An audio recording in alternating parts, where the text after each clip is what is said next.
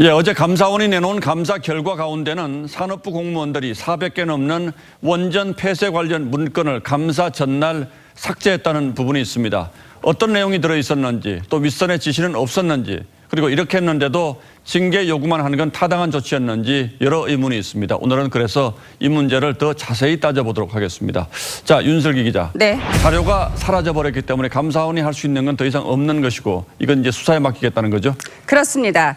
감사원은 월성 1호기 관련 자료 삭제를 주도한 당시 산업통상자원부 A국장과 직원 B씨의 비위 행위 등과 관련해 수사기관에 수사 참고 자료를 보낼 예정이라고 했죠. 예. 국민의힘도 관련자 전원을 형사 고발할 예정입니다.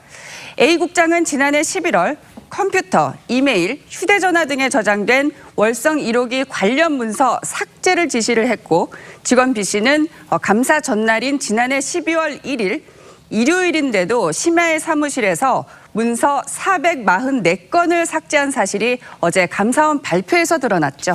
자, 그러니까 중요한 국가 공문서를 함부로 파기한 셈이 됐는데 이런 공무원들에게는 어떤 혐의가 적용될 수가 있습니까? 네, 감사원법 51조엔 감사 거부, 자료 제출 요구 불응, 감사 방해 시 1년 이하의 징역 또는 1,000만 원 이하의 벌금에 처한다고 되어 있습니다. 문건의 성격에 따라 공공기록물법 위반 소지도 있죠. 일단 감사원은 국가공무원법에 따라 징계 요구를 한 상태입니다. 그런데 왜 이렇게 무리한 행동을 했다고 합니까? 감사 자료엔 이들이 삭제 동기에 대해서 밝힌 내용은 없습니다. 단 산업부는 입장문을 내고 이들이 스스로의 판단에 따라 본인 PC에서 자료를 삭제한 것에 대해 유감스럽게 생각한다고 했습니다. 윗선의 개입이 없었다는 주장인데요. 야당은 이를 강하게 반박하죠. 사실상 이 고발당하는 공무원들도 억울한 점이 있을 겁니다. 수사 재판 과정에서 억울한 것이 있으면 누구로부터 누가 몸통이고 어떻게 해서 피할 수 없이 이런 위법한 과정으로.